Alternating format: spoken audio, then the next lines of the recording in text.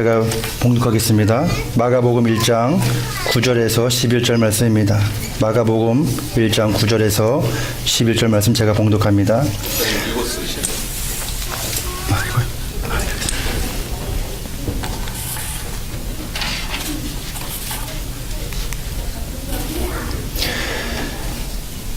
그때 예수께서 갈릴리 나사렛으로 와서 요단강에서 요한에게 세례를 받으시고 곧 물에서 올라오실새 하늘이 갈라짐과 성령이 비둘기같이 자기에게 내려오심을 보시더니 하늘로부터 소리가 나기를 너는 내 사랑하는 아들이라 내가 너를 기뻐하노라 하시니라.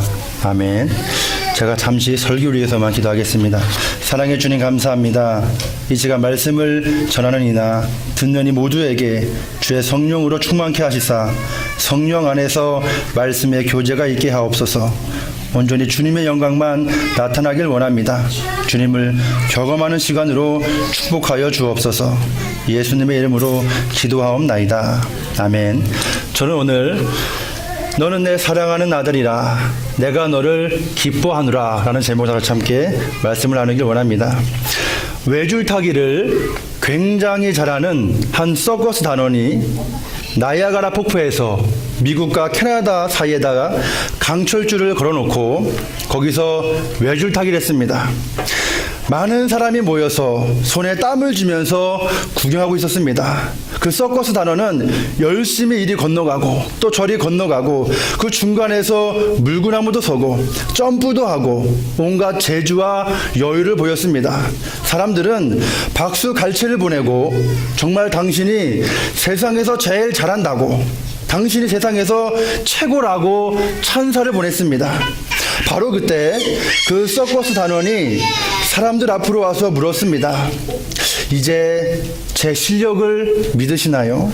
이제 제 능력을 믿으시나요? 사람들은 모두 믿는다고 했습니다. 그러자 그가 더 물었습니다. 제가 여기 계신 분들 중에 누가 제 어깨 위에 올라 타시겠습니까? 내가 한 사람을 제 어깨에 메고 한번 건너보겠습니다. 사람들은 서로를 쳐다볼 뿐 누구 하나 선뜻 나서는 사람이 없었습니다. 그런데 한 꼬마 소년이 나요 하고 손을 번쩍 들면서 저 뒤에서 앞으로 막 뛰어나오는 겁니다. 그 서커스 단원이 이 어린 소년을 어깨에 태우고 이쪽 끝에서 저쪽 끝까지 막 왔다 갔다 했습니다. 사람들이 더 많은 박수와 갈채를 보냈습니다. 나중에 이 사람들이 이 꼬마 소년에게 물었습니다. 얘야, 너 겁나지 않든 어떻게 그런 용기를 낼 수 있었지? 그 소년이 간단하게 웃으면서 답했습니다. 사실 저는 하나도 무섭지 않았어요. 왜냐하면 저분이 제 아버지거든요. 여러분, 이 꼬마 아이가 바라본 것, 이 아이 마음속에 믿는 한 가지 사실은 그 외줄 타는 사람의 능력, 그 외줄 타는 사람의 전문가적인 실력, 많은 경험, 노하우, 기술이 아니라 바로 그 사람이 바로 자신의 아버지라는 그 사실 한 가지입니다. 본인의 아버지라는 겁니다. 그 사람이 아버지였기에 바로 그 아버지라는 그 이유 하나가 그 아이로 하여금 손을 번쩍 들고 용기 있게 아주 당당하게 아무 의심 없이 나이아가라 폭포 위에 외줄 앞에 서게 했다는 겁니다. 그 아이가 타고 있는 것은 사실 외줄이 아니라 사실 그 아버지의 어깨 위였습니다. 아버지 어깨 위에 앉아있는 그 아이에게 두려울 것은 사실 아무것도 없었습니다. 여러분, 많은 사람들에게 나이아가라 폭포 위의 외줄타기란 아주 위험천만한, 떨어져 죽을지도 모르는, 자신의 생명을 위협하는 굉장히 위험한 모험으로 보일 수 있으나 아이에게는 그 위험한 폭포는 없고 단지 아버지 모습만 보였습니다.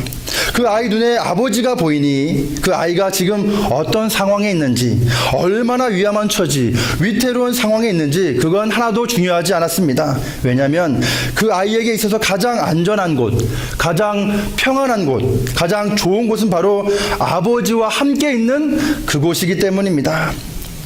여러분, 아버지는 아들을 사랑하고 아들도 또한 아버지를 전적으로 신뢰하고 사랑하는 그 관계, 바로 아버지와 아들의 관계입니다. 바로 하나님과 예수님의 관계입니다. 또한 하나님과 지금 우리의 관계라고 성경은 계속해서 말씀하고 증거하고 있는 겁니다.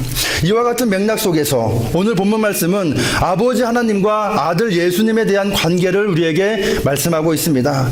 오늘 본문 말씀을 보면 예수님께서 요한에게 세례를 받으시고 물에서 올라오실 때 성령께서 그 위에 임하고 하나님께서 예수님에게 너는 내 아들이다.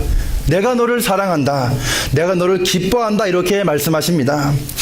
여기서 우리가 오늘 말씀을 읽으면서 한 가지 궁금증, 한 가지 의문점이 꼭 생겨야 합니다. 바로 9절 말씀입니다. 그때에 예수께서 갈릴리 나사렛으로부터 와서 요단강에서 요한에게 세례를 받으시고,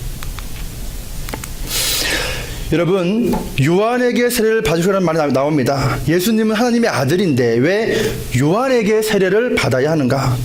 예수님이 요한보다 더 크신 분이요, 예수님이 더 대단하신 분이요, 더 위대하신 분이요, 더 흠이 없고 깨끗한 아주 거룩한 분입니다. 오히려 예수님이 요한에게 세례를 주셔야 하는 것이 더 마땅하고 바람직하게 보입니다. 그렇지 않은가요? 더욱이 바로 이 전 구절 4절에 보면 이렇게 나옵니다. 4절에 세례 요한이 광야에 이르러 죄 사함을 받게 하는 회개의 세례를 전파하니, 여러분, 죄 없으신 예수님, 하나님 아들이신 예수님이 왜 회개의 세례를 받으셔야 하는가? 이런 질문이 듭니다. 여기서 특별히 회개라고 하는 이 리펜턴스에 대해서 잠시 설명을 하면, 우리가 흔히 생각하는 것은 잘못을 하나하나 나열하며 하나님께 용서를 구하는 겁니다. 예를 들면, 이거 잘못했습니다. 용서해 주세요. 저거 잘못했습니다. 용서해 주세요. 우리가 이렇게 하면 회개를 다한 것으로 우리가 흔히 생각하지만 이것은 회개를 하는 시작 단계입니다. 우리는 일단 회개가 무언가, 회개의 정의를 알아야 합니다. 톰 헤이리라는 사람이 이렇게 말합니다. 회개란 죄를 내가 알고 깨닫는 것뿐만 아니라 그 죄에서 내가 돌이키는 거다. 그것을 데이비드 쿡이라는 사람이 더 쉽게 말합니다. 회개는 지금까지 품었던 생각과 행동의 방향을 바꾸는 거다. 즉, 회개는 과거의 가치관, 습관, 행동, 방식 여타의 모든 것으로부터 내 생각과 행동의 방향성을 모두 바꾸는 것을 의미합니다.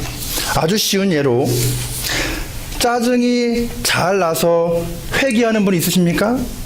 하루에 평균 10번 내가 짜증을 냈다면 7번, 5번, 3번 이렇게 줄이려고 내가 몸부림치는 겁니다. 평소에 습관대로 나던 짜증을 3번을 참고 속으로 삭히고 넘기려면 얼마나 더 많은 짜증이 나겠습니까? 속에서 열불이 날 수 있습니다. 그러나 그것을 참고 견디어내는 겁니다. 그 3번을 안 내겠다고 내가 발버둥치는 겁니다. 그 3번을 내 삶에서 잘라내야 합니다. 다시는 동일한 죄된 행동을 하지 않도록 내가 기도하며 몸부림치는 그런 실제적인 행동 변화가 따라와야 한다는 겁니다. 잘못의 고백만 있고 행동의 변화가 없다면 그것은 반쪽 회개입니다. 입술의 고백과 행동의 변화가 동반되어야 진정한 회개의 완성을 우리가 이루는 겁니다. 사실 회개의 시작은 쉬우나 그 완성의 과정은 뼈를 깎는 아픔이 있다는 것을 꼭 기억하셔야 한다는 겁니다. 다시 본문으로 와서 예수님이 왜 회개의 세례를 우리가 받으셔야 하는가?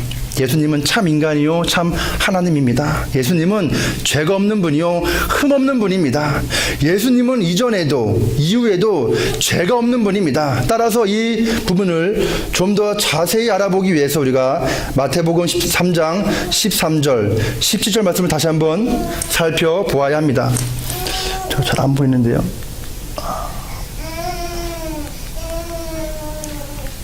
맞나요? 네, 이겁니다. 제가 여기서 새로운 부분만 읽겠습니다. 14절 15절. 요한이 말려 이르되 내가 당신에게 세례를 받아야 할 터인데 당신이 내게로 오시나이까? 예수께서 대답하여 이르시되 이제 허락하라. 우리가 이와 같이 하여 모든 의를 이루는 것이 합당하니라 하시니 이에 요한이 허락하는지라. 여러분, 여기에 마가복음과 다르게 마태복음에 추가로 나와 있는 구절 15절, 이와 같이 하여 모든 의를 이루는 것이 합당하다. 이것은 또한 무슨 말씀일까요? 도널드 시니어라는 사람이 이렇게 말합니다. 여기서 말하는 의는 하나님의 정의, 공의를 말하는 것이며, 하나님의 정의, 공의는 하나님과 인간과의 사랑의 올바른 관계를 이룩하는 것이 하나님의 정의, 공의다. 하나님과 인간의 사랑의 올바른 관계를 이룩하는 것이 하나님의 정의요 공의다라고 설명합니다. 그리고 예수님은 하나님의 그 공의의 목적과 목표를 구체적으로 완성하고 성취하는 분이다, 이렇게 설명합니다. 다시 쉽게 풀어 이야기하면 세례란 쉽게 말해 죄 지은 자가 물로 죄를 씻는다는 의미입니다. 그런데 죄 없으신 예수님이 세례를 받는다는 것은 예수님에게 죄가 들어왔음을 의미합니다. 바로 예수님 본인의 죄가 아닌 우리 사람의 죄, 바로 우리 죄를, 인간의 죄를 모두 다 대신 뒤집어 쓰셨다. 그리고 그 죄를 씻는 행위, 즉 세례 받으심으로 인간죄 씻음 사역의 시작을 알려주는 모습입니다. 즉 예수님의 세례 받으심은 인간 죄 씻음 사역의 시작을 알려주는 사인인 겁니다. 예를 들어서 한 아들이 남의 물건을 훔치는 습관이 있었습니다. 그날도 평소대로 남의 물건을 훔쳐서 집에 들어왔습니다. 그런데 경찰이 그 아들을 잡으러 집에 따라 들어왔어요. 아들이 급한 마음에 그 훔친 물건을 어디에 막 숨길까 고민하다가 그 훔친 물건을 아버지 양복 주머니에 집어넣었어요. 그런데 경찰이 집안을 막 수색하다가 그 훔친 물건을 아버지 양복 주머니에서 찾고 아버지에게 물어봅니다. 이거 당신 옷입니까? 당신이 물건을 훔쳤습니까? 아버지가 답합니다. 내가 훔쳤습니다. 아들 대신 아버지가 죄를 쓰고 감옥에 들어가는 겁니다. 아버지가 감옥에 들어가므로 아들 대신 죄값을 받아 더 이상 아들의 죄에서 누구도 묻지 않습니다. 감옥에 들어갔으니 분명 죄가 있어서인데 그 죄는 사실 아들 죄였습니다. 바로 이것이 예수님과 우리의 이야기입니다. 죄는 내가 짓고 죄값은 예수님이 치르는 겁니다.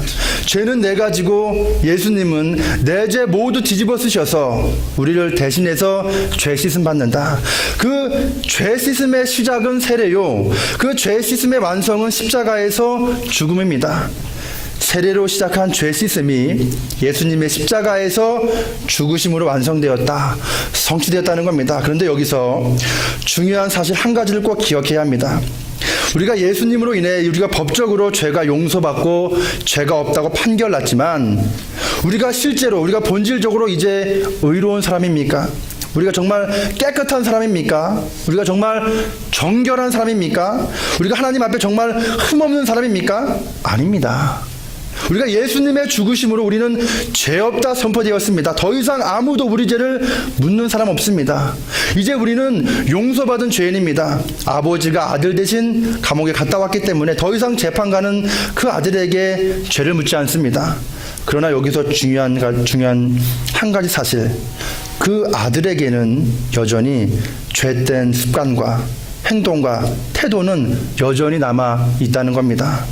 마찬가지로 우리 신앙인들도 예수님의 죽으심으로 우리는 죄 없다 선포되었지만 앞으로 과거의 죄된 구습을 털어버리고 우리의 죄된 구습을 벗어버리는 그 신앙의 과정, 바로 신앙 생활이 우리에게 필요하다는 겁니다. 실질적으로 예수 그리스도와 같이 거룩해지고 성결해지고 깨끗해지는 과정이 우리에게 필요하다는 겁니다. 신앙인으로서 예수님처럼 거룩하고 온전해지는 거룩한 성화 과정이 필요하다는 겁니다.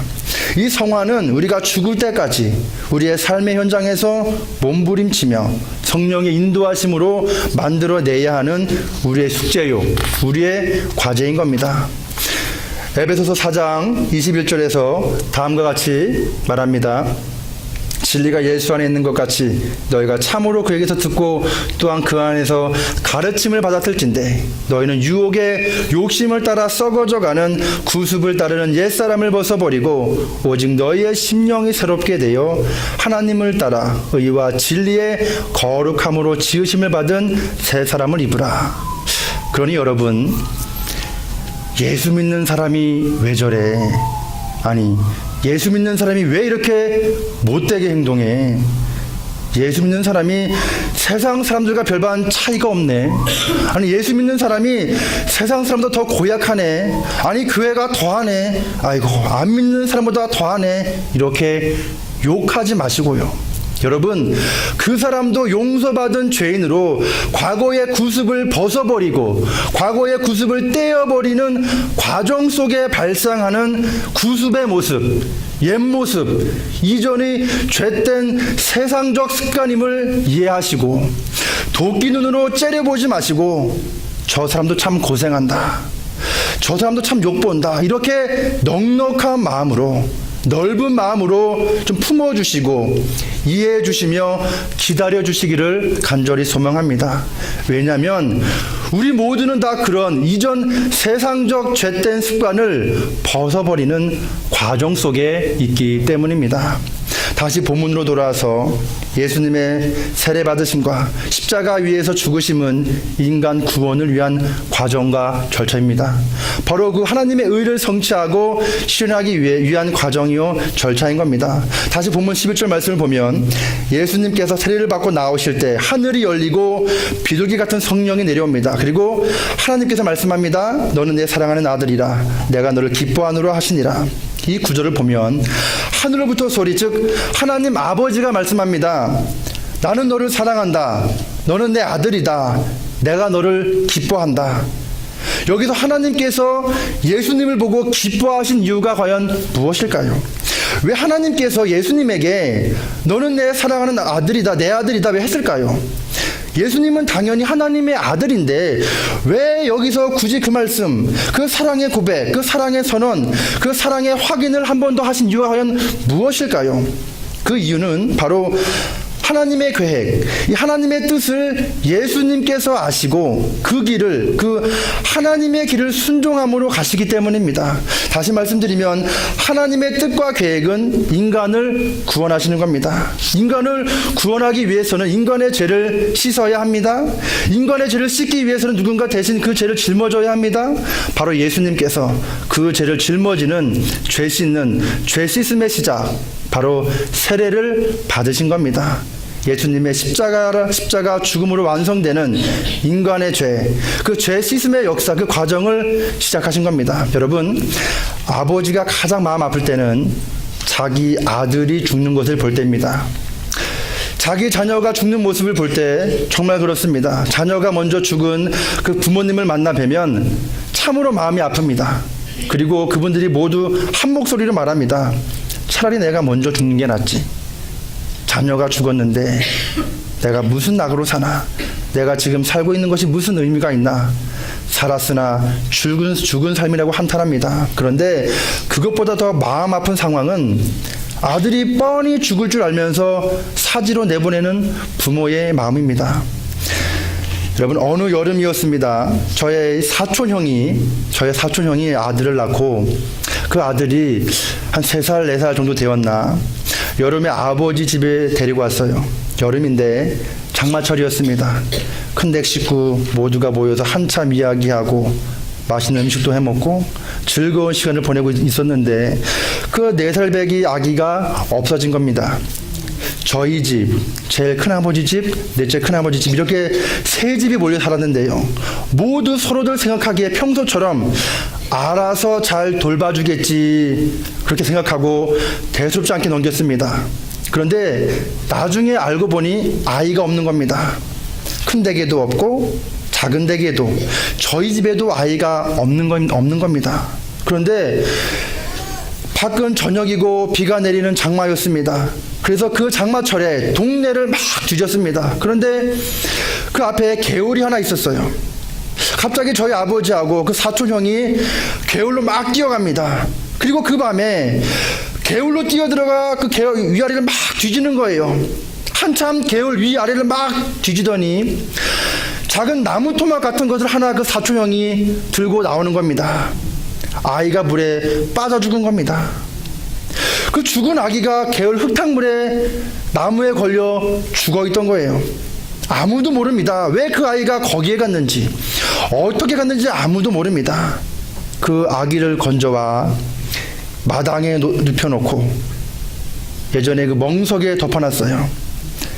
얼마나 그 사촌형이 통곡을 하는지 자식 잃은 부모 슬픔 이루 말할 수 없습니다.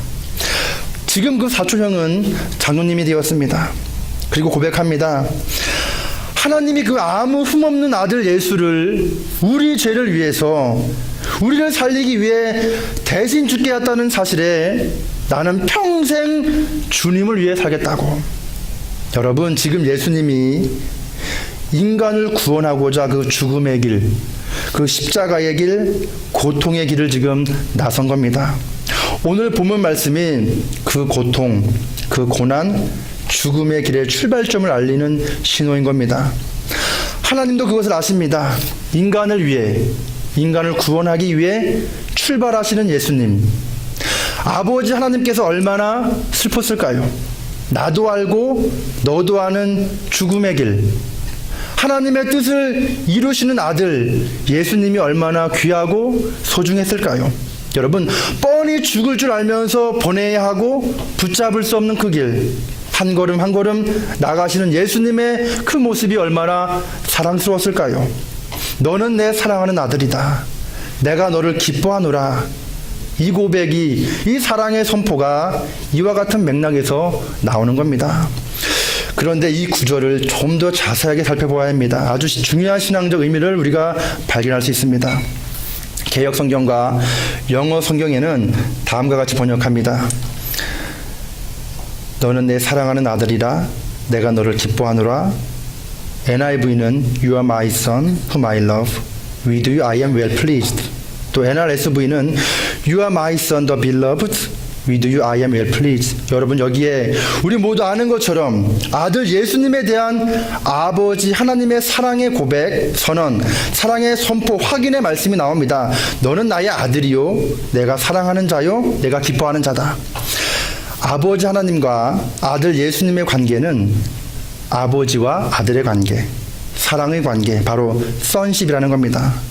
하나님이 이 사랑의 관계를 다시금 선포하고 선언하며 확인하여 재차 강조합니다. 이보다 더 가까운 친밀한 관계가 없습니다. 아버지와 아들은 뗄래야 뗄 수 없는 관계입니다. 함께 묶여있는 운명 공동체입니다. 여기서 아버지와 아들의 관계를 나타내는 성경 단어가 있습니다. 사랑하는, beloved라는 단어입니다. 이 단어를 성경 원문에서 찾아보면 아주 놀라운 의미를 우리가 발견합니다. 그리스어로 아가페토스라고 합니다. 11절에서 말하는 그리스어 이 아가페토스는 동사라고 하는 사랑하다의 아가파오, 또는 우리가 다 잘 알고 있는 사랑이라는 명사 아가페에서 나온 형용사입니다. 이 단어가 아주 중요합니다. 매우 중요한 의미를 가지고 있습니다. 사랑이라고 번역하는 그리스 단어는 크게 세 종류가 있습니다. 아가페, 에로스, 필레오입니다.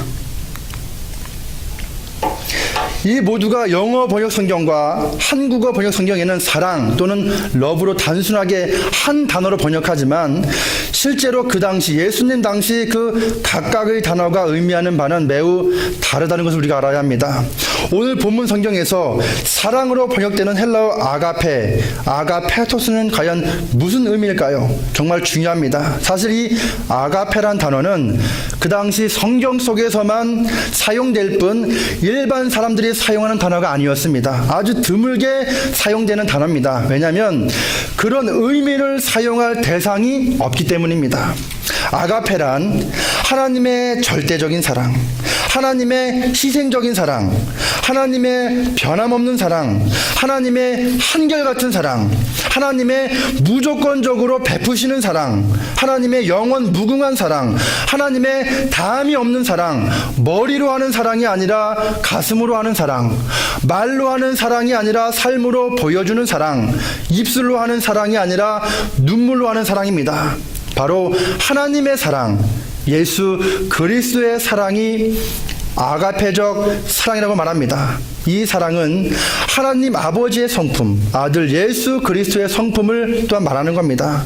하나님 아버지께서 그 아들 예수님을 향한 사랑이 그렇다는 겁니다. 또한 하나님 아버지와 그 아들 예수 그리스도께서 우리 인간을 향하신 사랑이 그렇다는 겁니다.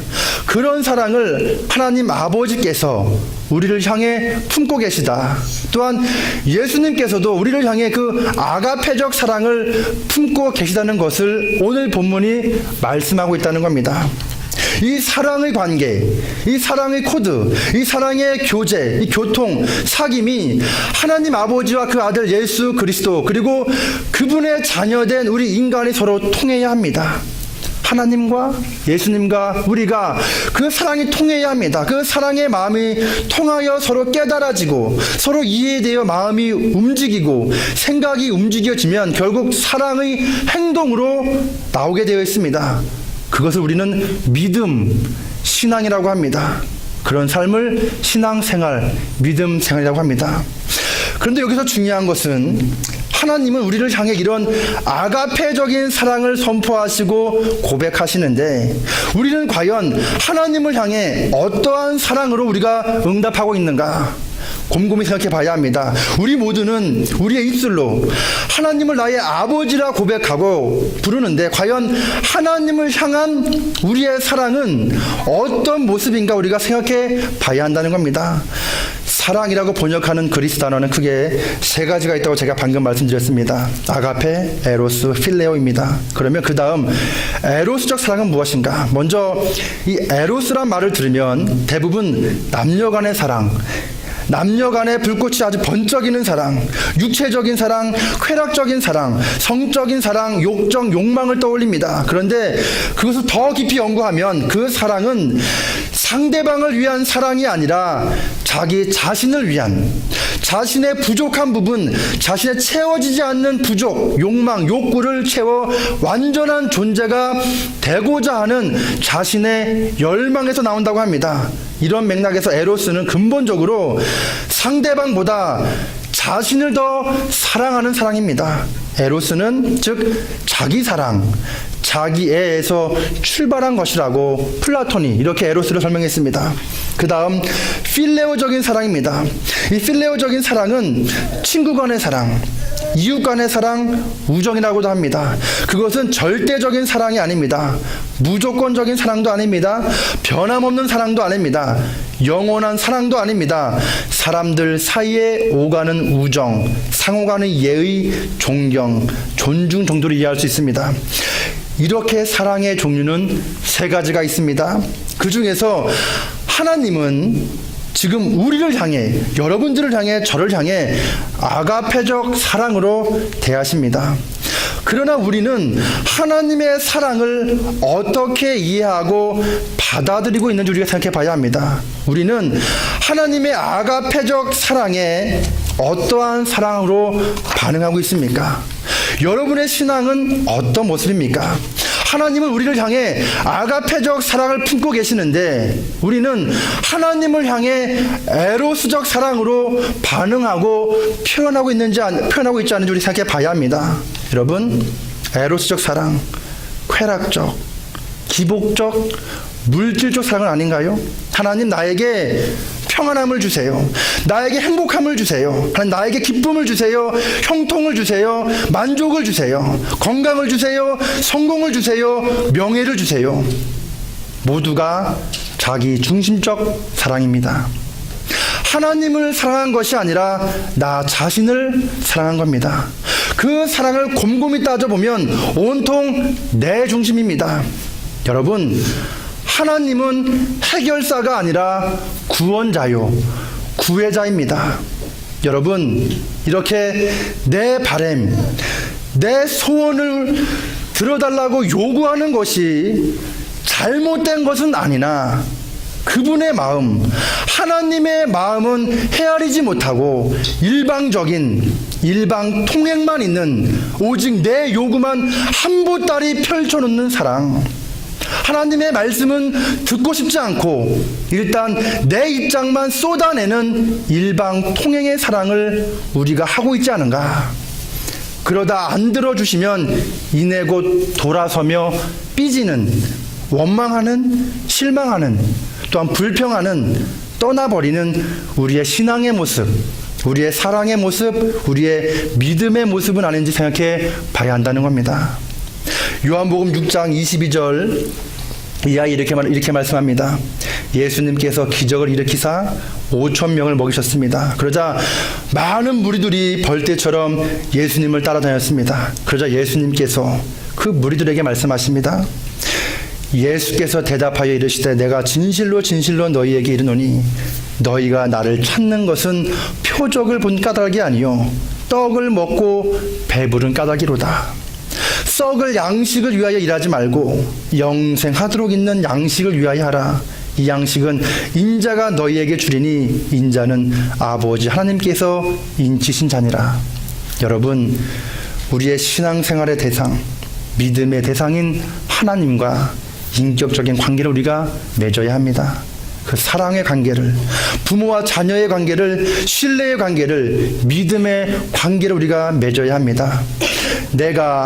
우리가 하나님을 어떻게 대하는지 하나님도 느끼십니다. 하나님도 아십니다. 하나님은 우리의 인생을 업고 가시겠다는데, 내가 너의 인생을 책임지겠다고 하시는데 내가 그 등에 올라타야지요. 등에 업히지는 않고 과연 괜찮을까? 이러다 망하는 거 아닌가? 쭈뼛쭈뼛 머리 굴리며 손익 계산만 따지면 하나님이 너무나 서운해 하십니다. 여러분, 하나님의 역사가 일어날 수가 없습니다. 두 번째로, 하나님은 우리를 향해 이 아가페적 사랑을 품고 계시는데 우리는 필레오적 사랑으로 반응하고 있지 않은가요?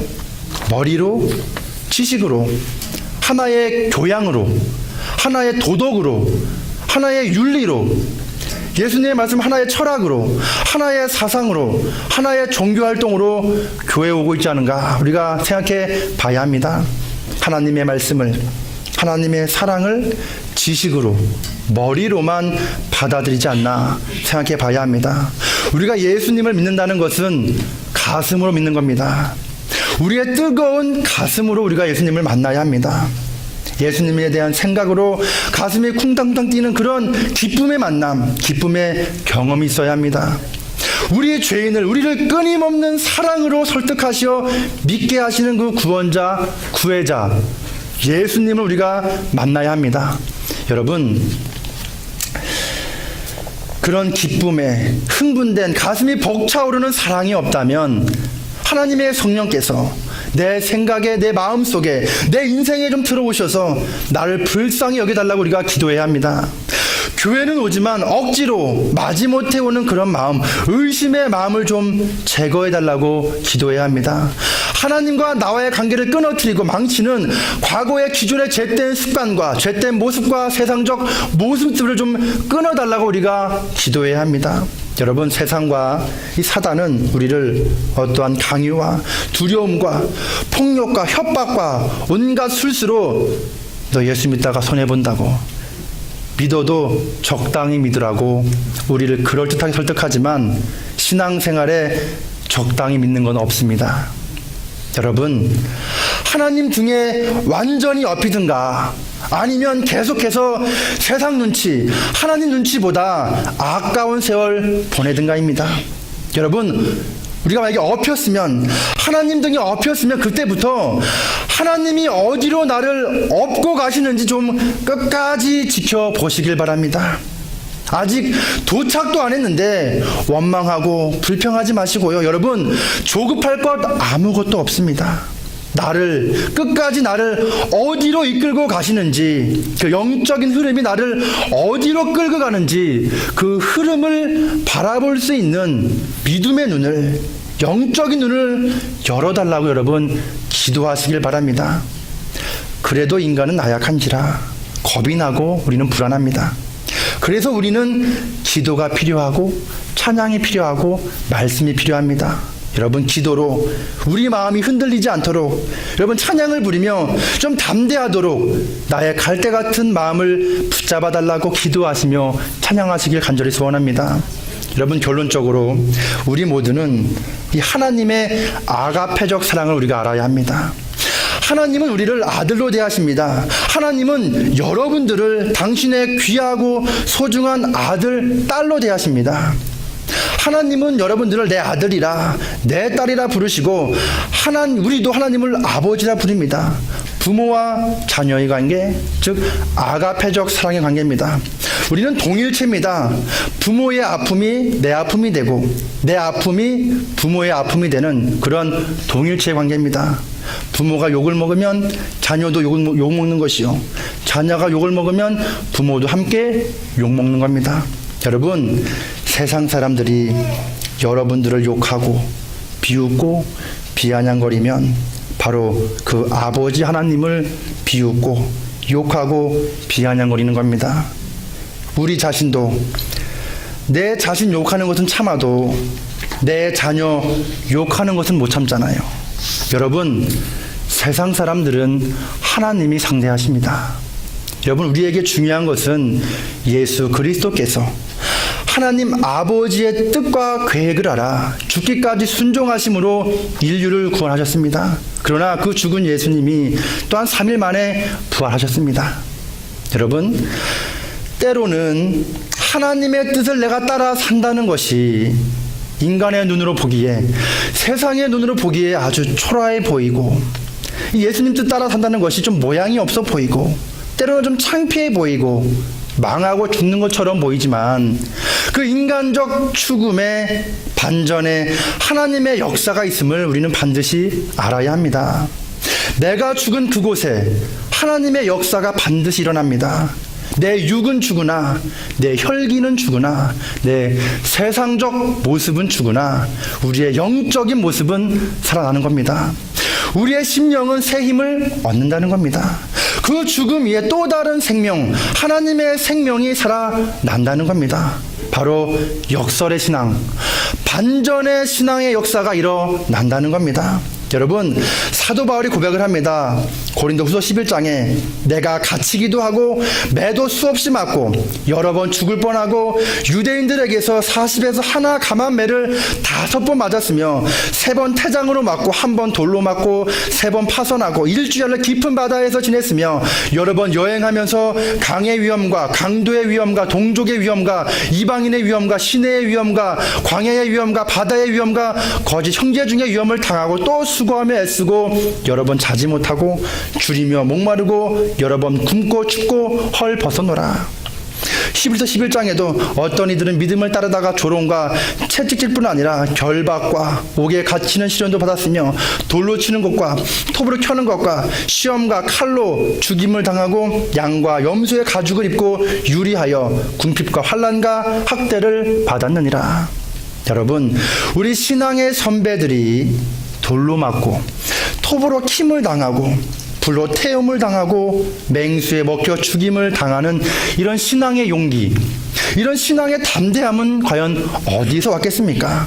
바로 하나님을 만나고 하나님 아버지의 아들이 되어 하나님이 그들과 함께 계셔서 그들이 서 있는 위험한 세상의 상황과 처지 형편은 보이지 않고 오직 하나님만을 바라본 겁니다. 그들을 품에 안고 계신, 그들을 등에 업고 계신 하나님만을 바라본 까닭입니다. 여러분, 예수 그리스도가 하나님의 뜻을 알아 십자가의 길, 고난의 길, 죽음의 길을 묵묵히 잠잠히 털 깎는 자 앞에 잠잠한 어린 양처럼 그 길을 감당하며 걸어가셨듯 우리도 하나님의 뜻을 깨달아 여러분이 서 계신 그곳에, 여러분의 삶의 현장에, 그 일터에, 그 가정에, 여러분이 가는 그곳이 어디든 하나님의 뜻을 깨달아 그 아버지 하나님의 뜻을 이루어드리는 아버지 하나님의 귀한 복된 소중한 아들, 딸들이 되시기를 간절히 소망합니다. 하나님께 너는 내 아들이다, 너는 내 딸이다, 내가 너를 기뻐한다는 인정함 받는 우리 모두가 되기를 소망합니다. 여러분이 서 있는 그곳이 지금 성공의 자리든 실패의 자리든 행복의 자리든 고난의 자리든 희망의 자리든 절망의 자리든 생명의 자리든 죽음의 자리든 오직 하나님의 뜻을 이루는 자리로 만들어 주시기를 간절히 소망합니다. 하나님의 자녀가 되었다는 것이 때로는 가슴이 미어지고 억울하며 눈물이 나고 세상 사람들로 인해 가슴에 열불이 날 수 있을지라도 예수 그리스도의 사랑과 예수 그리스도의 죽음과 그 부활을 바라보며 하나님의 뜻을 온전히 이루어 드리시길 간절히 소망합니다. 바로 그곳, 여러분이 서 있는 그 눈물로 서 있는 그곳이 바로 하늘이 열리고 성령이 임하는 곳이요, 하늘 아버지가 우리를 기뻐 부르시는 거룩한 곳이요, 하나님의 사랑의 고백, 그 사랑의 선포가 울려 퍼지는 곳임을 깨닫기를 간절히 소원합니다. 너는 내 아들이다. 너는 내 사랑하는 아들이다. 내가 너로 기뻐한다. 이번 한 주간도 하나님께 인정받는 그런 사랑하는 아들, 딸들이 되시기를 간절히 소망합니다. 다 같이 기도하겠습니다. 사랑의 주님, 우리가 지금 서 있는 이 신앙의 자리, 신앙적 현실, 내 처지, 지금의 환경은 때로 얼마나 버거운지요. 때로는 지금 내가 맞닥뜨리고 있는 이 현실을 피하고 싶고 도망가 숨고 싶을 때도 있습니다. 그러나 항상 놀라운 계획과 역사로 인도하시는 주님, 당장은 미래가 보이지 않고 답답함으로 밤낮을 지새울 수 있으나 그 또한 주님의 인도하심 중에 피할 수 없는 하나의 과정임을 믿으며 믿음의 길을 온전히 걸어갈 수 있도록 약한 저희들의 믿음을 도와주옵소서. 인생의 위기 때마다 그 자리를, 그 시간을 하나님의 뜻을 이루어드리는 자리, 시간으로 만들 수 있는 신앙적 담대함과 용기와 씩씩함을 더하여 주옵소서. 온전히 주님만 의지합니다. 예수님의 이름으로 기도하옵나이다. 아멘. 아멘.